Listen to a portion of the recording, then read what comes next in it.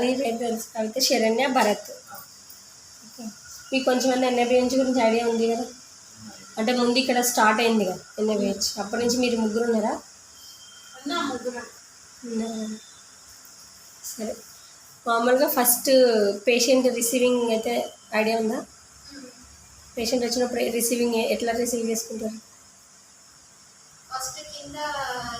Mask తీసేయండి ఎందుకు?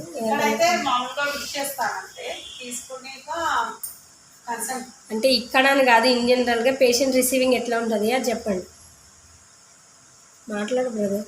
ఎక్కడ ఎన్ని చోట్ల బ్రదర్సే హై ఉంటారు.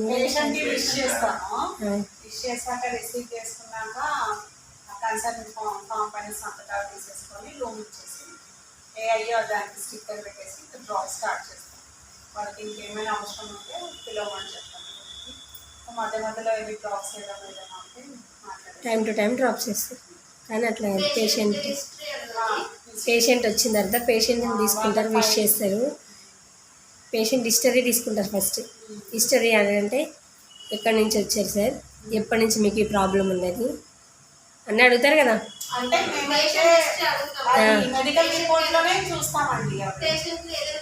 మెడికల్ రిపోర్ట్లో చూస్తావు, కానీ మెడికల్ రిపోర్ట్లో చూస్తే నీకు పేషెంట్కి కనెక్ట్ ఎక్కడ ఉన్నది అదే చూసి మనం వాళ్ళ పాస్ట్ హిస్టరీ బట్టి అడుగుతాం అన్నమాట. సర్జరీ కాబట్టి హిస్టరీ అడుగుతాము, మెడికల్ హిస్టరీ అడుగుతాము, ఏదైనా సర్జరీ రీసెంట్గా చేసినారా లేదా, బీపీ షుగర్ ఏదైనా ఉందా లేదా అని అడుగుతాము. ఏదైనా హార్ట్ పేషెంట్ బ్లడ్ థిన్నర్స్ ఏదైనా యూజ్ చేస్తున్నారా అని అడుగుతాము. అయితే యూజ్ చేస్తున్నారంటే 3 days ముందు ఆఫ్ చేస్తారా అవన్నీ అడుగుతాము. ఏఐ సర్జరీ అని వాళ్ళ దగ్గరనే అడుగుతున్నాము. ఏదైనా మెడిసిన్ అలర్జీ ఉందా అని కూడా అడిగి వైటల్ చెక్ చేసి ఫైల్ అనేది చెక్ చేసిన తర్వాత బీపీ చెక్ చేసి స్టార్ట్ చేస్తాం. ఐ స్టిక్కర్ పెట్టి తప్పైపోయింది, మర్చిపోయినామని అంటుంది. సరే చెప్తాను. పేషెంట్ వచ్చినప్పుడు పేషెంట్కి విష్ చేస్తారు. Patient medical history, family history అంతా తీసుకుంటారు. తీసుకున్న తర్వాత వైటల్ చెక్ చేస్తారు. వైటల్ చెక్ చేసిన తర్వాత మీరు ఓరియంటేషన్ ఇవ్వాలి. సార్ ఇది మేము ఇక్కడ ఉండే రిసెప్షను, మీకు రూమ్ ఇస్తున్నాం, సో అండ్ సో నెంబరు, మీ రూమ్లో వాష్రూమ్ ఉంటుంది, లైట్స్ ఉన్నాయి, మీకు అన్నీ అవైలబుల్ ఉన్నాయి, వాటర్ కావాలంటే వాటర్ కూడా ఉన్నాయి, మీకు ఏదైనా అవసరం అయితే మమ్మల్ని పిలవండి ఇక్కడే. ఇది ఓరియంటేషన్. ఓకేనా? నెక్స్ట్ ఇవ్వాల్సింది ఓరియంటేషన్.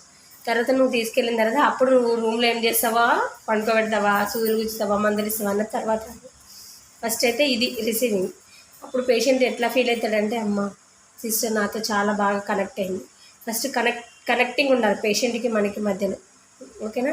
ఆ కనెక్టింగ్ అన్నది వాడుకున్న రోగాన్ని చాలా వరకు తగ్గిస్తుంది అన్నమాట. ఇది ఫస్ట్. నెక్స్ట్ మీరు చెప్పాల్సింది ఏంటంటే, సార్ ఈ సరౌండింగ్స్ అంతా అంటే మీకు ఏది కావాలన్నా మేము అవైలబుల్లో అంటే ఇవ్వగలము, అటెండర్ ఉన్నా లేకపోయినా మేము చూసుకోగలము, ధైర్యం ఇస్తున్నాం. ఓకేనా? ఫస్ట్ కనెక్ట్ అయినాం, తర్వాత ధైర్యం చెప్పినాం. ధైర్యం చెప్పిన తర్వాత పేషెంట్ ఎవరైనా అంటే భయపడేటోళ్ళు అనుకో, అప్పుడు మీరేం టెన్షన్ పడతారు. సిస్టర్ ఏమవుతుంది ఏమైనా ప్రాబ్లం అవుతుందా అదా ఇదా అని ఏమైనా టెన్షన్ పడతారు. అప్పుడు నువ్వు పేషెంట్కి సైకలాజికల్ సపోర్ట్ ఇవ్వాలి. ఏంటంటే, సార్ మేము ఉన్నాం కదా, మీ వాళ్ళు ఎవరు లేకపోయినా ఏం కాదు, మేము చేస్తాము, ఇట్లాంటి సర్జరీస్ రోజులో చాలా జరుగుతాయి, మేము అన్నీ చూస్తూ ఉంటాం కాబట్టి మీకు ఏం ఇబ్బంది లేదు. ఇది సైకలాజికల్ సపోర్ట్. ఫస్ట్ కరెక్ట్ కావాలి, తర్వాత పేషెంట్ హిస్టరీ తీసుకోవాలి, పేషెంట్తో రిలేషన్ ఉండాలి, నెక్స్ట్ సైకలాజికల్ సపోర్ట్ ఇవ్వాలి. సైకలాజికల్ సపోర్ట్ ఇచ్చినారనుకో పేషెంట్ ఎంత హ్యాపీగా ఫీల్ అవుతారు. ఆ హ్యాపీనెస్లో ఏది ఉన్నా మర్చిపోతారు అన్నమాట. ఓకేనా? ఇది ఎన్ఏబిహెచ్ అంటే అబ్రివేషన్ చెప్తారా? చెప్పండి, కొంచెం గట్టిగా చెప్పండి. నువ్వు మాస్క్ తీసి చెప్పు. మీ ముగ్గురు ఎవరు చెప్తున్నారు?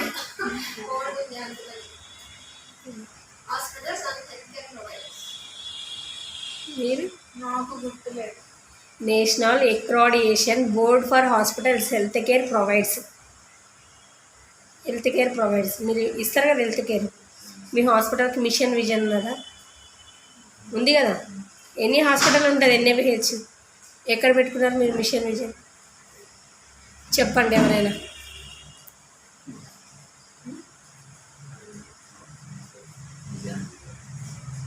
మిషన్ విజన్ ఉంటుంది కదా, అది మీకు కంపల్సరీ తెలియాలి.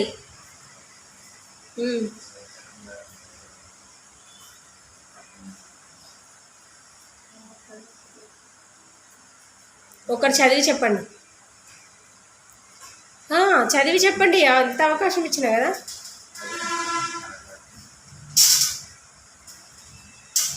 ఫోటో దింపుకో బ్రదర్.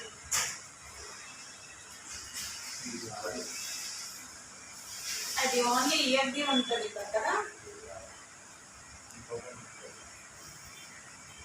లోపల ఏం లేదు మన దగ్గర. ఇంకా ఇది ఓన్లీ డేట్దే ఉన్నట్టు.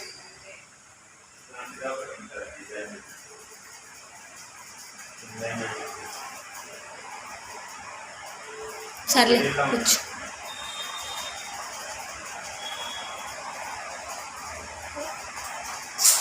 ఫోటోలో పడవాలి కదా, ఓకేనా. నేను తర్వాత రాసుకున్నాను. తర్వాత సర్జరీ అయిన తర్వాత పేషెంట్స్ 5 మూమెంట్స్ ఉంటాయి. 5 మూమెంట్స్ పేషెంట్ని అబ్జర్వ్ చేయాల్సింది. 5 moments.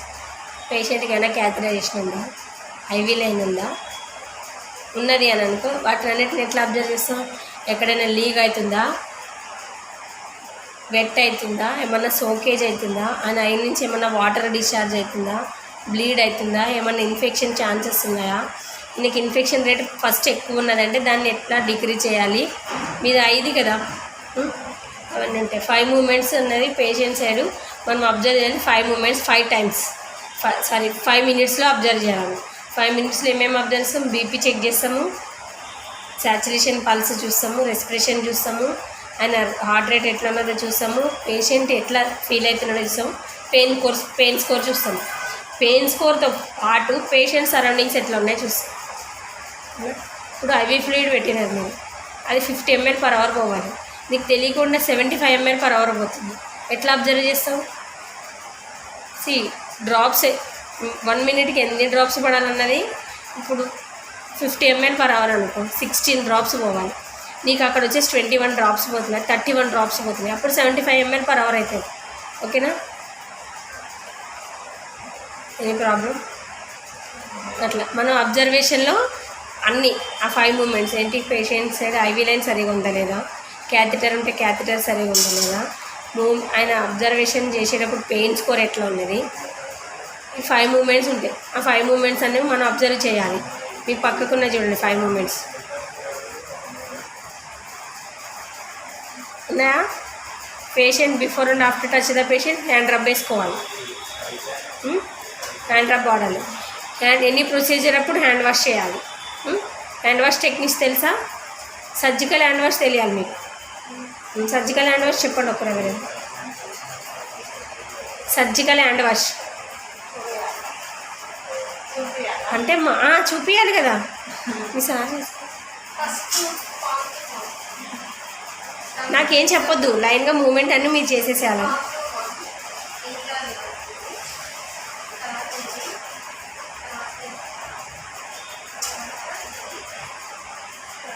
I'm saying surgical hand wash.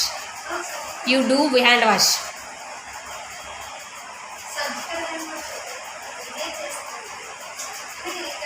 Elbow వరకు చేయాలి.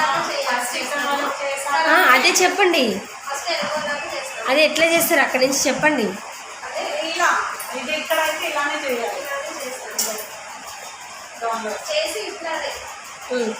చెయ్యండి, అదే చెయ్యండి. ఆ హ్యాండ్ వాషే చేయండి, సర్జికల్ హ్యాండ్ వాష్.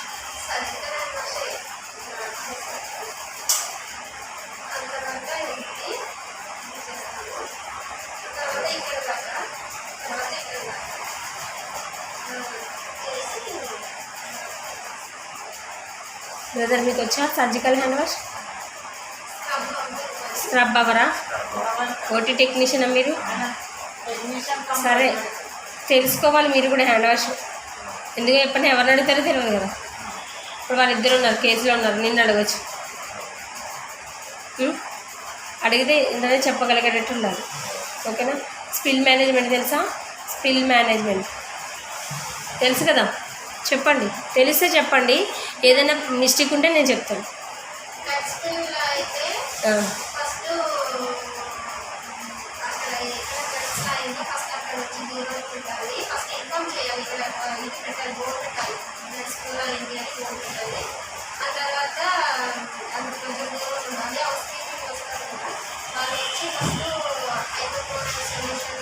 ఫస్ట్ దానిపైన కాటన్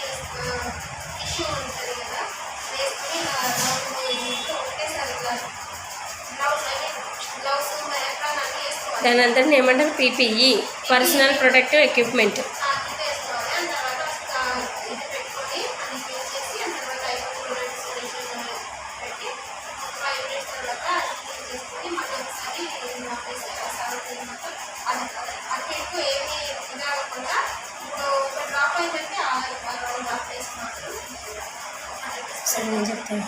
ఇప్పుడు అక్కడ బ్లడ్ పడింది, ఒక డ్రాప్ పడింది. క్యానలైజేషన్ చేసేటప్పుడు ఏదైనా టైంలో ఒక డ్రాప్ పడింది. డ్రాప్ పడేటప్పుడు ఫస్ట్ కాషన్ బోర్డ్స్ పెట్టాలి. నెక్స్ట్ రౌండ్ మార్క్ చేయాలి, ఎక్కడ వరకు పడింది బ్లడ్ మార్క్ చేయాలి. మార్క్ చేసి కాషన్ బోర్డ్స్ పెట్టాలి. కాషన్ బోర్డ్స్ పెట్టి నీ పీపీ కిట్ తెచ్చుకుని ఫస్ట్ నువ్వు పీపీ కిట్ నువ్వు పీపీ కిట్ చేసిన తర్వాత హైపోక్లోరైడ్ సొల్యూషన్ వేయాలి. 1% మీ దగ్గర ఏది వాడితే 2%, 1%, అది ఏమైనా డైల్యూషన్ ఉన్నదా చూసుకోవాలి. చూసుకుని అది వేసిన తర్వాత మెల్ట్ అవుతుంది. అది అంటే బ్లడ్ తొందర క్లాట్ అవుతుంది, క్లాటింగ్ టైం తొందర ఉంటుంది. క్లాట్ అవుతుంది కాబట్టి అది ఏంటి కొంచెం లూజ్ అవి మనం క్లీన్ చేసేటట్టు ఉండడానికి పెట్టాలి. టిష్యూ కానీ గాజ్ పీస్ కానీ పెట్టి దాన్ని రౌండ్ ద క్లాక్ నువ్వు చెప్పింది ఓకే కరెక్టే అనట్లేదు, కానీ సీక్వెన్స్గా చెప్పమని చెప్పి రౌండ్ ద క్లాక్ చేసిన తర్వాత నీకు అక్కడ క్లీన్ అయిపోతుంది. క్లీన్ అయిపోయినాక మళ్ళీ ఆయమ్మని అంటే వెయిట్ చేయాలి 10 to 15 minutes, అయితే 15 to 20 minutes వెయిట్ చేయాలి. 15 to 20 minutes వెయిట్ చేసిన రౌండ్ ద క్లాక్ చేయాలి.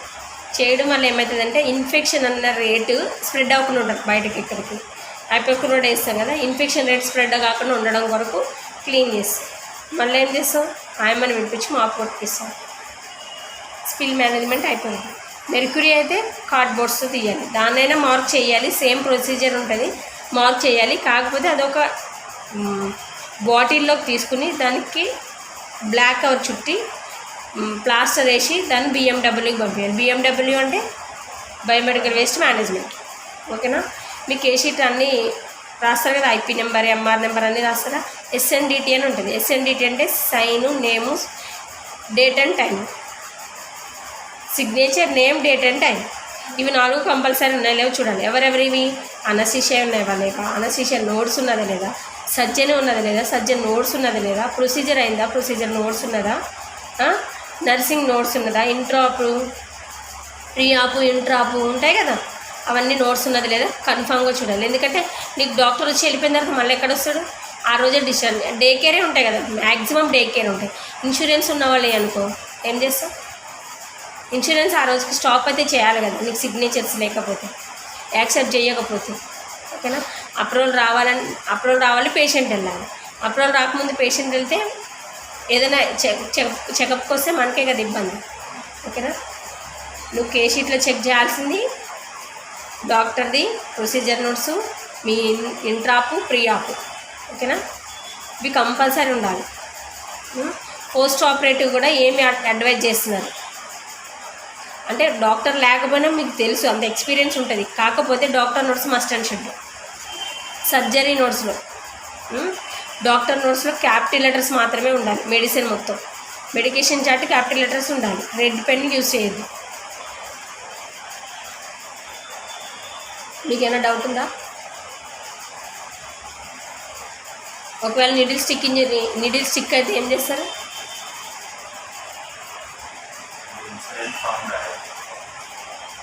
ఇన్సిడెంట్ ఫామ్ రాస్తాం. ఫస్ట్ ప్రొసీజర్ అయ్యేదేంటి ఇన్సిడెంట్ ఫామ్, తర్వాత ప్రిక్ అవ్వగానే ప్యానిక్ కావద్దు, అంటే భయపడొద్దు. భయపడకుండా రన్నింగ్ వాటర్ దగ్గరికి వెళ్ళి రన్నింగ్ వాటర్తో క్లీన్ చేయాలి, సోప్ వాటర్తో క్లీన్ చేయాలి. ఓకేనా? సోప్ వాటర్తో క్లీన్ చేసిన తర్వాత నీకు ఎవరు నీడిల్ గుచ్చుకున్నదని తెలియదు. ఇక్కడ 3 బెడ్లు ఉన్నాయి, 3 పేషెంట్లు ఉన్నారు. నీకు ఇక్కడే ప్రిక్ అయింది. నువ్వు ఐవి ఇచ్చినప్పుడు ప్రిక్ అయిందా, లేకపోతే రీక్యాపింగ్ అయితే లేదు. ఇన్ కేస్ నువ్వు పొరపాటున మర్చిపోయి రీక్యాపింగ్ చేసేటప్పుడు కానీ ప్రిక్ అయిందా, ఏ పేషెంట్తో తెలియదు. నువ్వు ఇంజక్షన్ ఇస్తున్నప్పుడు అయితే రీక్యాపింగ్ తెలుస్తుంది, కానీ తర్వాత ఎక్కడో పడింది నువ్వు చేస్తున్నప్పుడు గుచ్చుకున్నది, లేకపోతే ఆయమ్మ క్లీనింగ్ అప్పుడు గుచ్చుకున్నది. అప్పుడు ఏం చేస్తావు? ఆయమ్మ భయపడకుండా రన్నింగ్ వాటర్ దగ్గరికి వెళ్ళు, కడుగు, సోప్ వాటర్తో క్లీన్ చేసుకో అని చెప్పాలి. తర్వాత నువ్వు రూల్ అవుట్ చేయాలి 3 కేస్ షీట్లు ఎవరికైనా పాజిటివ్ నెగిటివ్స్ ఉన్నాయా. రూల్ అవుట్ చేసిన తర్వాత ఎవరికి పాజిటివ్ నెగిటివ్ ఉన్నది అయినా ఆ అమ్మకి టెస్ట్లు అయితే చేపియాలి. పోస్ట్ ఎక్స్పోజర్ ప్రొఫైలైసిస్ అంటారు. ఆ టెస్ట్ మాత్రం కంపల్సరీ చేపియాలి. అంటే వైరల్ స్క్రీనింగ్ అంతా చేస్తారనమాట ఆమె. వైరల్ స్క్రీనింగ్ అంతా చేయడం వల్ల వాళ్ళకి ఏమవుతుందంటే రూల్ అవుట్ అవుతుంది.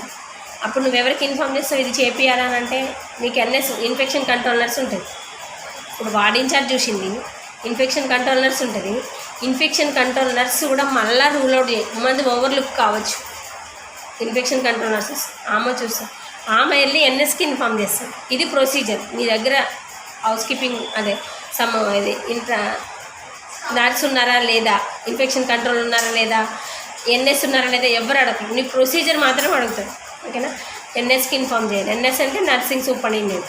ఆమెకి ఇన్ఫామ్ చేసిన తర్వాత ఆమె కూడా వచ్చి ఒకసారి రూల్ అవుట్ చేస్తాం చేసి అప్పుడు టెస్టులు చేపిస్తామండి. ఎక్కడి నుంచి ఈ మేనేజ్మెంట్. దీనికి ఇన్సిడెంట్ ఫామ్ రాయాలి. ఇన్సిడెంట్ ఫామ్ ఎప్పుడు రాస్తారు? పాజిటివ్ ఉన్నప్పుడు ఇన్సిడెంట్ ఫామ్, లేదా నిల్ ఇన్సిడెంట్ ఫామ్ రాస్తారు. ఇన్సిడెంట్ జరిగింది కానీ ఏమైనా పాజిటివ్ ఉంటే ఇప్పుడు చేపియాలి. 72 అవర్స్ తర్వాత కూడా మళ్ళీ చెప్పాలి. 72 అవర్స్ తర్వాతనే అది స్ప్రెడ్ అవుతుంది. వెంటనే స్ప్రెడ్ అయ్యేది హెచ్సివి, అది స్ప్రెడ్ అవుతుంది. హెచ్ఐవి ఉంటే 72 అవర్స్ తర్వాతనే తెలుస్తుంది. ఎందుకంటే మన బాడీలో అప్పటికి అవుతుంది. ఫస్ట్ మనం చేపిస్తాం దాంట్లో 72 తర్వాత. నెక్స్ట్ ఏటీఆర్ సెంటర్కో ఏఆర్టీ సెంటర్కో వెళ్ళి మెడిసిన్ తెచ్చుకోవాలి వాళ్ళు కంపల్సరీ. ఏంటి పాజిటివ్ ఉండి ఆయమ్మకు కూడా అంటే పేషెంట్కి పాజిటివ్ ఉంటే ఆయమ్మకు వచ్చే ఛాన్సెస్ ఉన్నాయి అనుకున్నప్పుడు. ఎందుకంటే అది ప్రిక్ అయినాక బయటకు వచ్చిన తర్వాత 5 మినిట్స్ కూడా ఉండదు దాని లైఫ్. బయటకు రాగానే చనిపోతుంది. ఈ సూక్ష్మక్రిములకి అవి ఉష్ణోగ్రత తట్టుకోక చనిపోతాయి అన్నమాట. చనిపోయిందా లేదా అని మనం కన్ఫర్మ్ చేసుకోవాలి. కన్ఫర్మ్ అంటే మనకి ఎవరికైతే ప్రిక్ అయిందో వాళ్ళు టెస్టులు చేయించుకుంటే తెలుస్తుంది. దానికి మంత్లీ ఉంటుంది, 3 మంత్స్కి ఉంటుంది. దాన్ని ఫాలో అవుతూ ఉండాలి ఇన్ కేస్ ఆఫ్ పాజిటివ్ అయితే. ఇంకా మీకు ఏమైనా డౌట్ ఉంటే అడగండి.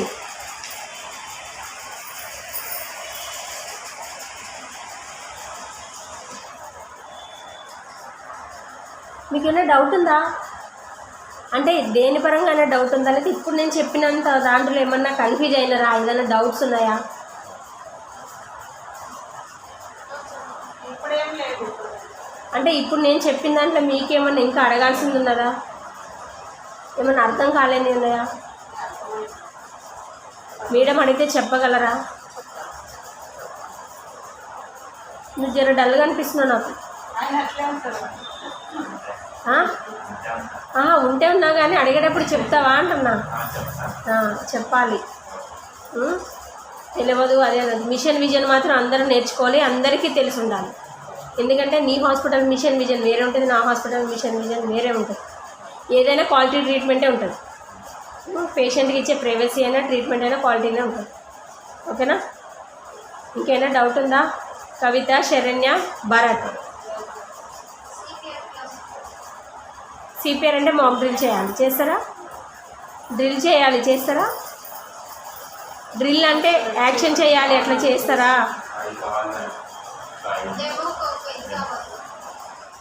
ఉన్నదా మీ దగ్గర? పిల్లో సరిపోతుంది.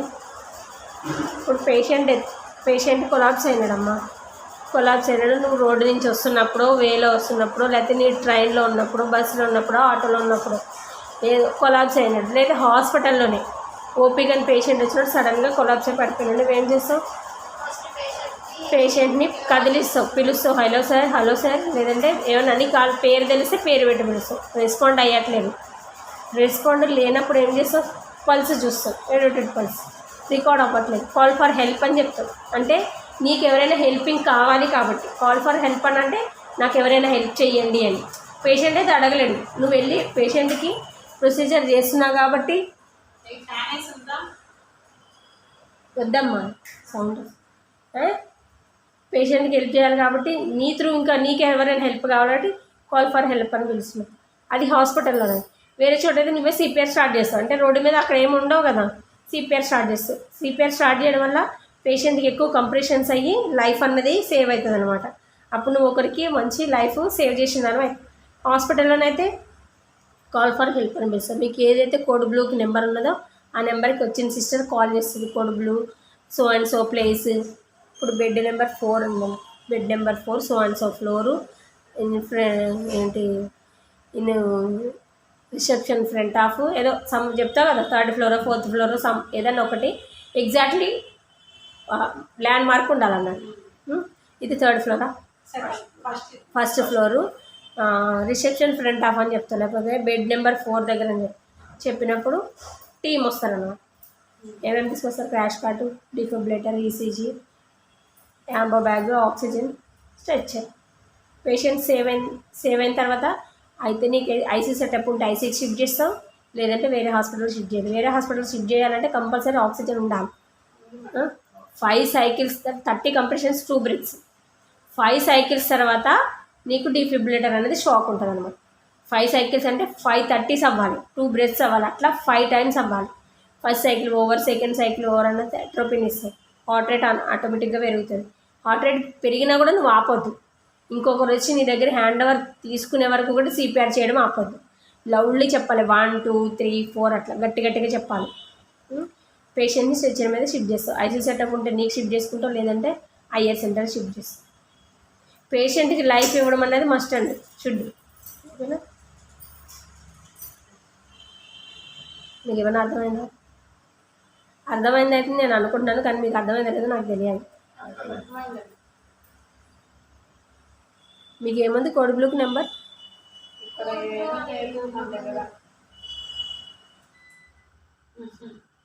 What you say? లేదు మన దగ్గర. ఎమర్జెన్సీ కోర్స్ లేదు ఇక్కడ. ఎట్లా? అప్పుడు ఓకే, ఏదైనా నెంబర్ పెట్టుకుంటారా మరి? ఇది ఈరోజు క్లాసు. మళ్ళీ నేను నెక్స్ట్ వీక్లో వస్తాను, అప్పుడు మిమ్మల్ని అడిగినప్పుడు కంపల్సరీ చెప్పాలి. నేను రాకుండా మేడం వచ్చి అడిగినా కూడా ఏమేమి క్లాసెస్ తీసినంటే మీరు చెప్పాలి, ఎందుకంటే నేను చెప్పి వెళ్ళినా కాబట్టి ప్రూఫ్ నా దగ్గర ఉంది.